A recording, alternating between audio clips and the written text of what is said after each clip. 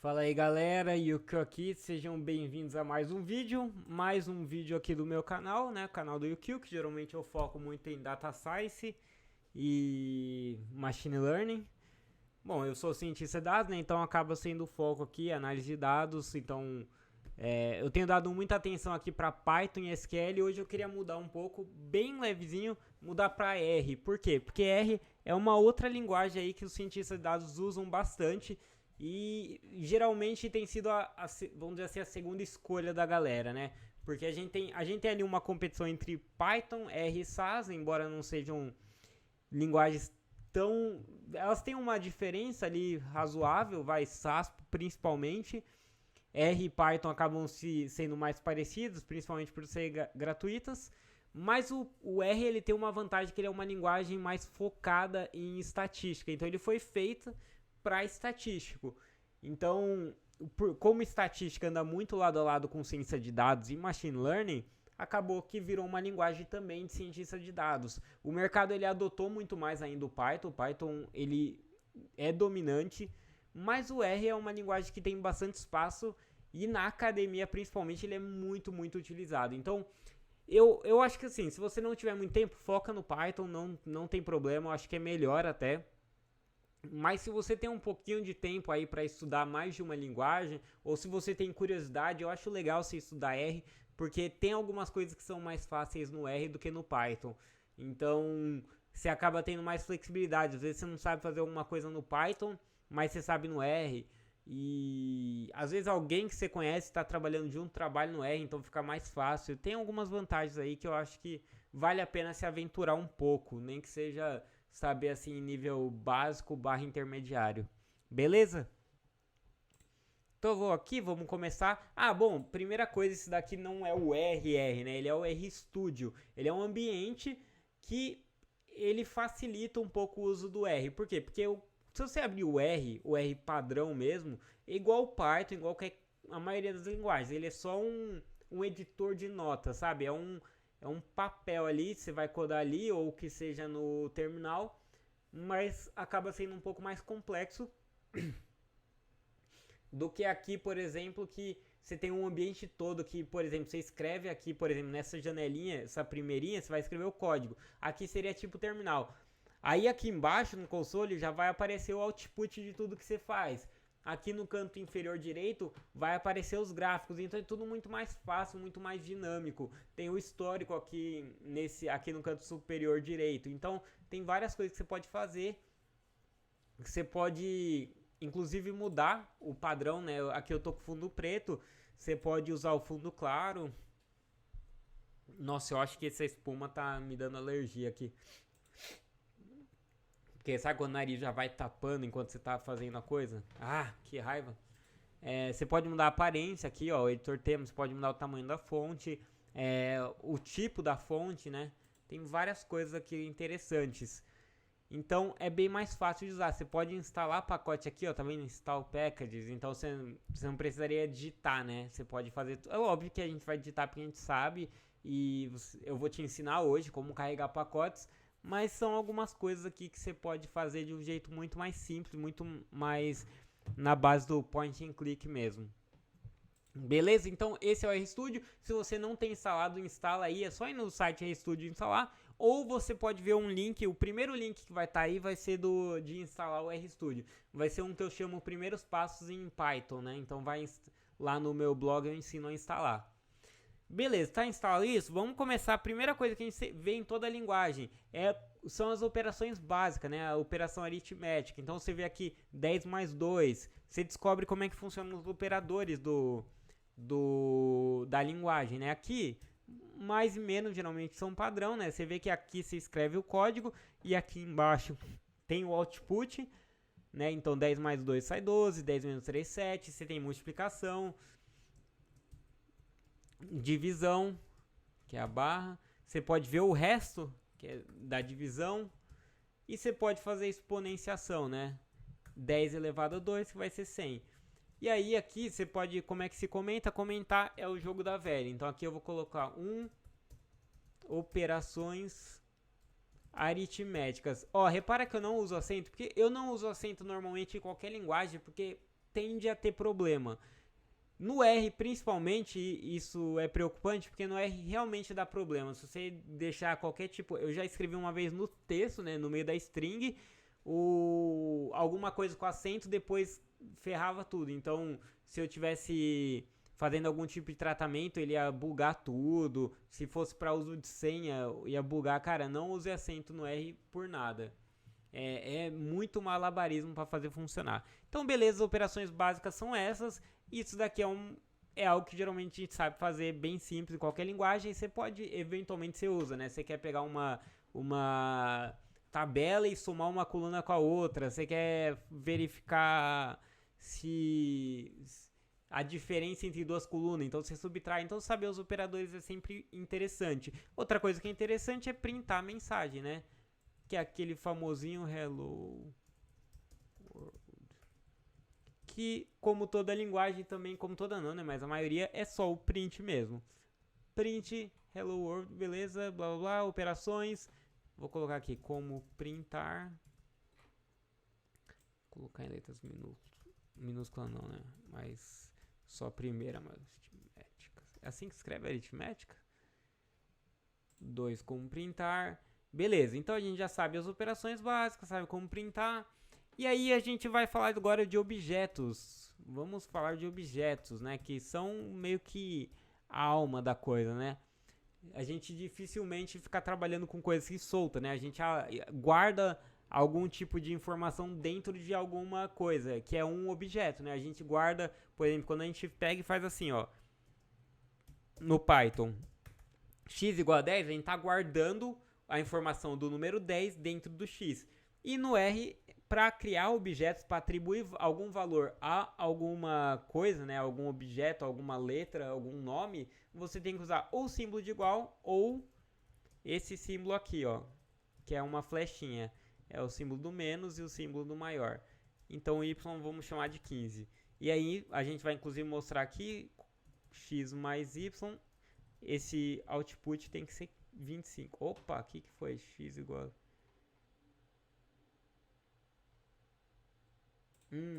calma aí.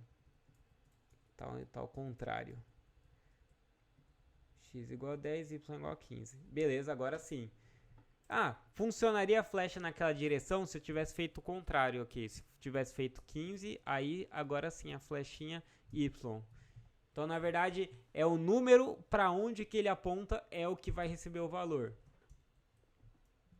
Beleza? Então, simples assim, se cria com um símbolo de igual ou com uma flechinha sempre apontando para quem está recebendo o valor. Assim você cria o objeto, assim você guarda a informação, ou se atribui, né, algum valor. Você pode, inclusive, vamos chamar aqui W, vai ser igual a 10, não, a x mais y. E aí vamos colocar W ao quadrado. 625, é 25 ao quadrado. Então é assim que se cria objeto. Você pode criar um objeto que é uma lista de valores. Só que aí você precisa do C. Esse C aqui para unir os valores. Então veja bem o X. Opa, é que eu não rodei. Agora sim, X está guardando o valor 10, 20 e 30. Beleza? Você pode fazer um grupo de textos. Então, sei lá, vamos colocar nomes aqui. Andréia, Bruno, Carlos. E aqui rodei o Y. Eu tô rodando, eu tô apertando o Command e Enter, mas você pode vir aqui, ó. Deixa eu ver, Edit, né? Cadê Run Selected? Aqui, ó, Run Selected. Vai em Code Run Selected, aí você vai rodar o trecho que você quer. Beleza? E aí, como se acessa os valores da lista ou do objeto, você usa o índice, né? Como aqui a gente tem, só que diferente do Python, ele não começa do 0, ele começa do 1. Então aqui a gente tem 3 elementos, a gente vai ter três índices aqui para acessar, né? Ó, o y2 vai ser o Bruno e o y3 vai ser o Carlos. Certinho? Então a gente sabe como são as operações, sabe printar e sabe como criar objetos, seja um objeto, seja algo unitário ou seja um grupo de valores ou de qualquer tipo de informação aqui. Show? Se você quiser colocar vários comandos na mesma linha, é tranquilo, você só precisa separar por ponto e vírgula. Então olha aqui. Tá vendo? Ele rodou aqui no terminal as 3 informações, ó. Rodou primeiro o Y1. Se você não colocasse isso daqui, ó, se colocasse só o espaço, ele não entenderia. Então você precisa do ponto e vírgula para mostrar que você está separando informações ali. Uma coisa que você pode fazer é listar os objetos que estão aí na memória, né? Então tudo que a gente já rodou, como aqui eu estou rodando várias coisas faz um tempo, ó, tá vendo que tem várias informações, mas o correto seria, para você, deve estar aparecendo só isso daqui, certo? Se você quiser listar outra coisa, você pode listar objetos que tem algum padrão, pattern, que é pat igual, aí sei lá, todo objeto que tem um X. Aí trouxe alguns exemplos aí que eu estava construindo, exemplo Probit, exemplo Logit. Você pode criar com algum padrão que ele começa com esse padrão. Então, você coloca um chapéuzinho aqui, aquele circunflexo.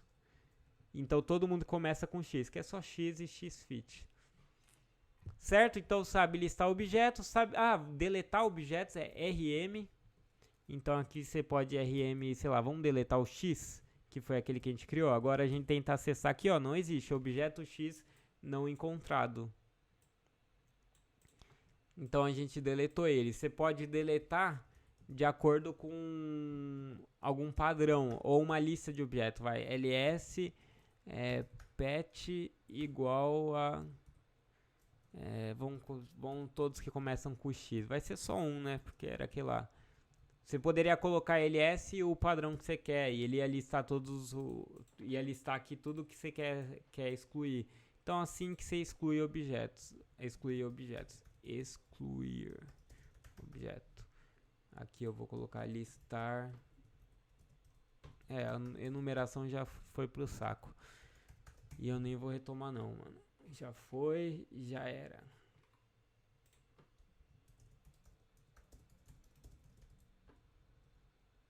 Lista de objetos, lista.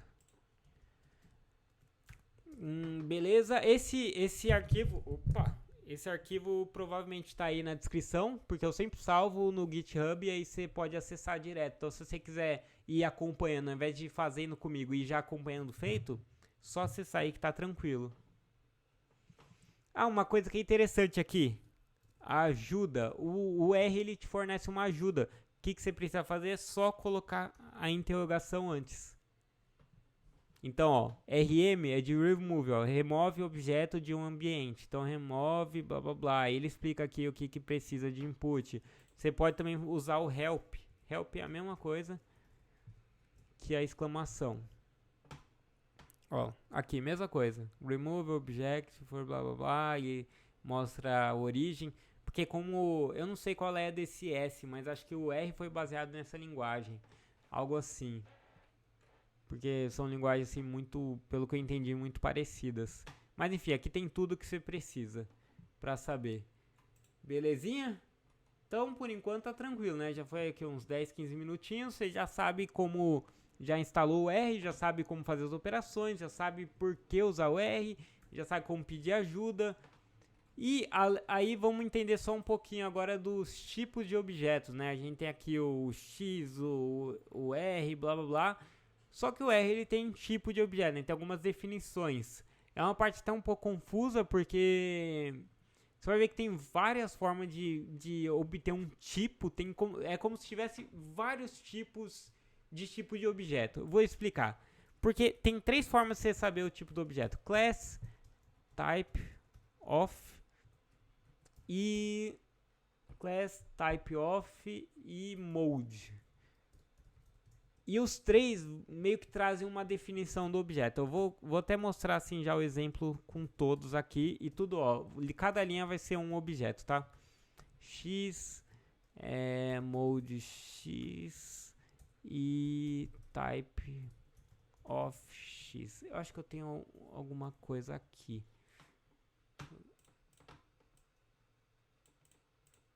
Aqui. Ó, repara que são 4 tipos na verdade, né? Esse V é só para mostrar como fica com com uma sequência. Ó. Esse 1.5, quando você coloca um 2.5, ele gera, ó, todos. Então o que, que ele faz aqui? Aqui tem vários tipos de objeto e como eles são definidos por type of, né, que seria o tipo mesmo do objeto, o mode, que seria um tipo básico do objeto, e o class, que seria o tipo do objeto na visão orientada a objetos, de R orientado a objeto. Então olha só, o que, que acontece aqui? Para a maioria dos casos não vai ter diferença, a única diferença é para número, que o type of ele não vê como numérico, ele vê como double ou inteiro, né? Double é quando tem decimal, inteiro quando não tem decimal. Que é curioso, porque ele vê o 10 como double. Deixa eu ver se 10.5 ele retorna alguma outra coisa. É, mesma coisa. Então, ó, você tem alguns tipos de objeto. Você tem um numérico, né, que pode ser decimal ou inteiro. Você tem o tipo lógico, que é verdadeiro ou falso, né? True ou false. Você tem o texto, que ele vai retornar como caractere. E você tem o i, que o i ele é número complexo, e ele retorna como complexo, se você colocar número e i. E aí foi o que eu te falei, class ele vai tentar encontrar o tipo baseado em linguagem orientada a objeto, mode é uma característica de todos os objetos, então é meio que o tipo, seria tipo um tipo mais básico, né, menos detalhado, e o type of é o que a gente entenderia como tipo mesmo do objeto.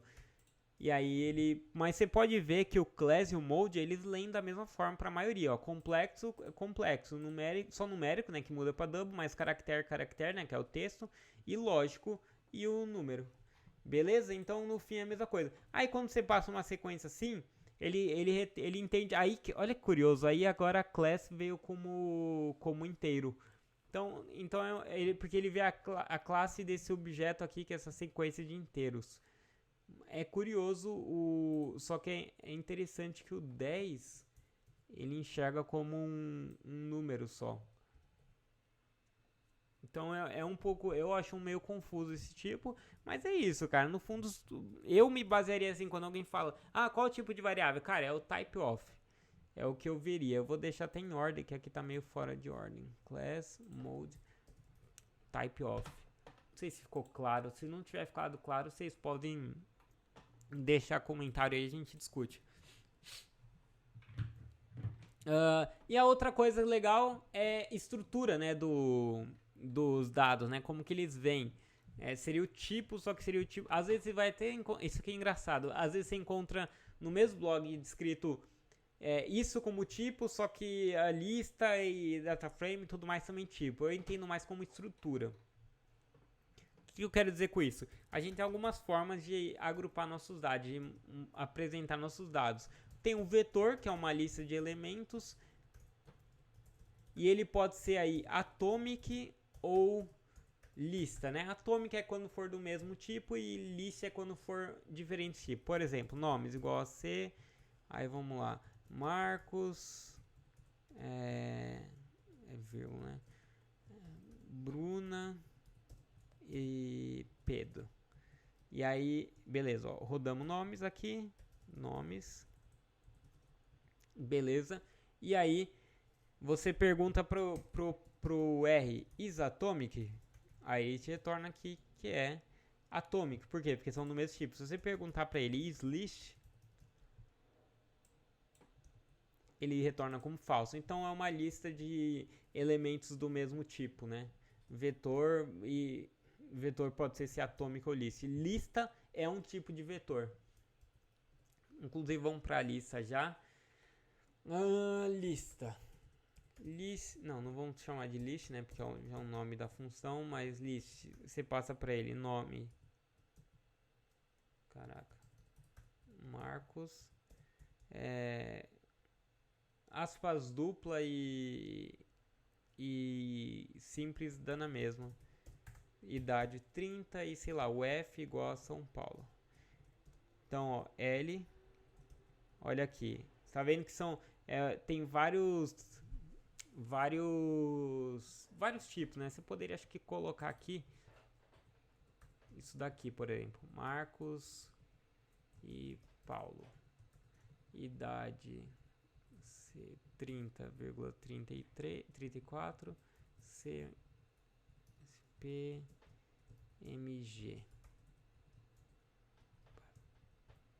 Então tá vendo? Você tem uma lista que é o quê? São agrupamentos de diferentes tipos de variáveis. Então, se eu quiser acessar, e aí ficaria quase como um data frame, quase como uma tabela. Na verdade, ficaria só que organizado em forma de lista, né? Uma forma menos matricial, talvez. E aí, L nome. Opa, errei. É que eu acho que tem que colocar entre aspas. Aí você consegue acessar aqui os elementos dessa lista da variável que você quiser. E você pode colocar tanto entre colchetes, como se fosse o índice, como depois esse cifrãozinho aqui. Também funciona. E aí, ó a diferença. Islist, sim. Is.atomic, não. Então, isso é uma lista. No fundo, é uma outra forma de agrupar os seus dados. Você tem também a matriz, que vamos colocar com a flechinha, né, para variar. E aí você já chama até pela função matrix. Vamos pôr dos... C de 1 até 5. Lembra que de 1 até 5 fica 1, 2, 3, 4, 5. Ele está só criando uma sequência aqui. Se bem que 5 vai ser ruim. Vamos colocar 6. N rows. N row, na verdade, no singular 2 e N col 3. Então, matriz é uma matriz mesmo. Seria um vetor. É um tipo especial de vetor, né? Que ele tem linhas e colunas como atributos. Então, vamos ver aqui como é que fica. Ficou aqui a matriz mesmo, que é uma organização de linhas e colunas. E aí, se você quiser saber se o seu objeto é uma matriz, is.matrix. E aí tem, por fim, o que talvez a gente mais use, o data frame, que é uma forma de organizar uma tabela, praticamente. Então, vamos elencar algumas variáveis aqui. Sei lá, de novo, Marcos e, sei lá, Paulo, que eu tinha colocado, alguma coisa assim. Idade igual a C30,34. E aprovado. Vamos colocar uma variável lógica aqui. True, false. E aí, a gente costuma chamar de DF, né? Mas quando é temporário, quando for algo que você saiba e que você vai usar bastante, aí você pode dar um nome do, sei lá, por exemplo, vendas, cadastro, esses nomes aí, que diz respeito ao, tipo, alunos, poderia ser aqui, que diz respeito ao objeto em si mesmo. Então aqui, e aí você vê que na verdade é uma organização de tabela. E de novo, como que você sabe se é is.data.frame, df. E aí você sabe que, olha, beleza, verdadeiro é um data frame. Um outro tipo legal que o R tem é de time series, né? Séries temporais. Então você pode criar uma sequência temporal aqui. Tem essa funçãozinha ts, ó, põe aqui de 1 a 10 e quando você começa, igual a 2000, né? Vamos colocar. E aí você cria aqui uma sequencinha. Tá vendo que vai de 2000 a 2009. Cada elemento aqui é um ano, pelo visto. Mas você pode especificar um pouco melhor assim, tipo, vai de 1 a 20.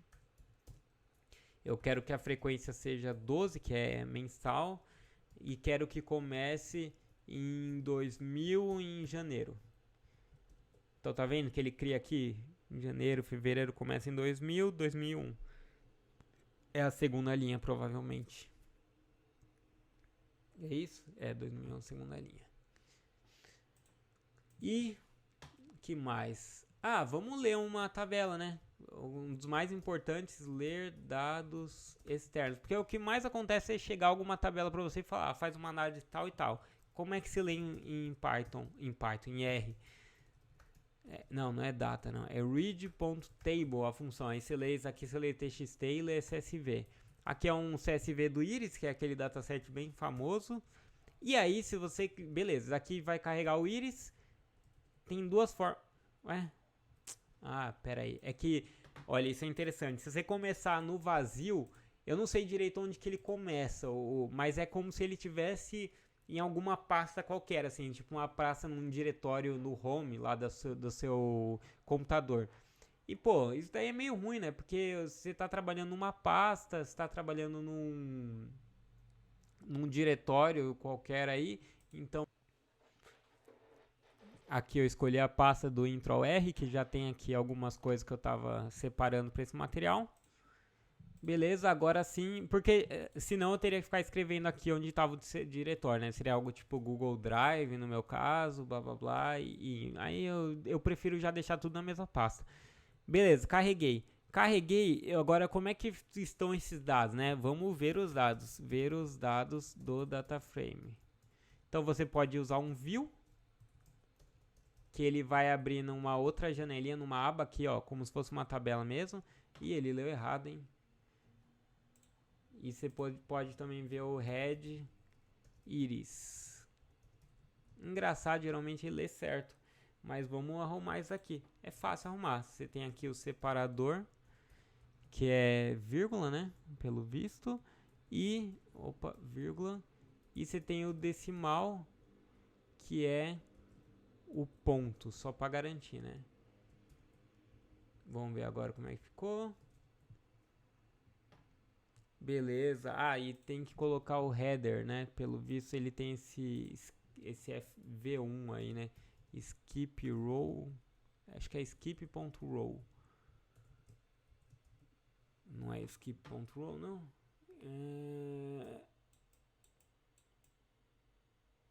Deixa eu ver aqui.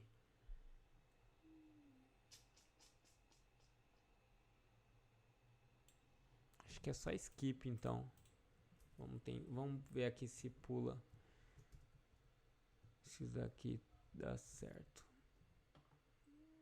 Ei, caramba. V1, V2, V3. Ah, acho que ele... Vamos pôr skip 0. Oh, meu Deus. Não é isso, não. Ah, só que é skip 1. Header igual a true. Será? Não, se bem que ele já vem com um padrão aqui. Oh, caraca. Ah, não. Não é. Então, skip 0 e header igual a true. É bom que a gente já viu tudo que funciona aqui, né? Então, eu pulei a primeira linha ali, que é aquele V1. Na real, não sei se eu pulei ou se veio meio que sem, assim. Já. Deixa eu ver aqui.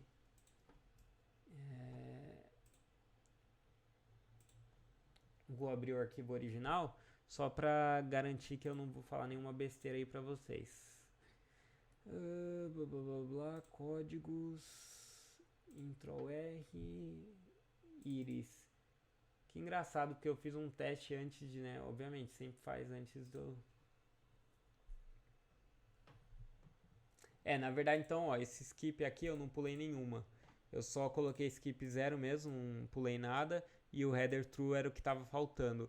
Por default parece que ele é falso. Porque, é engraçado, porque no Python eu acho que o default é o header ser verdadeiro. Então, na verdade, nem precisa desse skip, mas esse skip ali é bom para vocês saberem que você pode pular alguma linha se você quiser.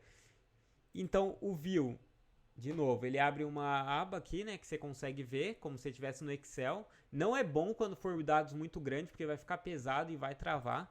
E o head é para você ver as primeiras linhas.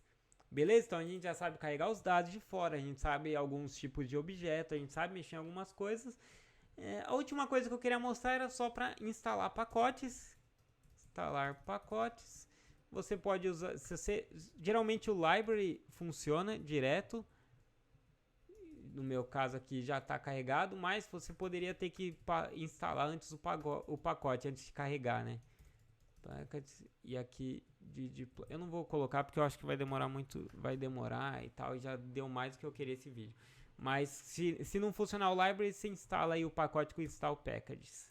E aí, beleza, você instalou, diferente do Python, onde você tem que ficar colocando o nome que você deu para a biblioteca, aqui você só chama agora a função. A função faz parte do seu terminal aqui, do seu ambiente.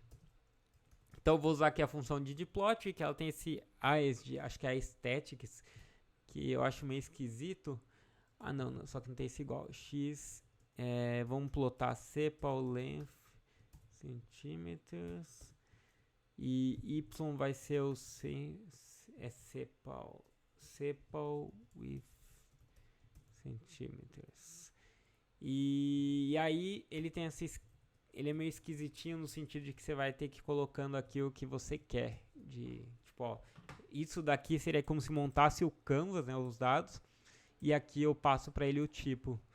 Aí tá vendo que plota aqui no canto inferior direito? Por isso que é bom usar o RStudio, é muito mais prático. Tipo, eu sei que tem gente que fala, mas cara que é raiz programa no R mesmo. Puta, eu aprendi no R raiz, mas eu acho o RStudio muito melhor, assim, muito mais prático. Pelo menos para análise ad hoc e tal, é muito tranquilo. Então é isso, gente. Esse é o primeiro vídeo de R. Eu quero abordar mais sobre probabilidade e estatística usando o R. É a minha ideia. Eu pensei muito em dar algumas aulas na lousa, mas também quero dar aula, então, simulando aqui, mostrando, tipo, lançamento de moedas, essas coisas, que eu acho que é muito mais fácil. Beleza? Obrigado, gente. Valeu!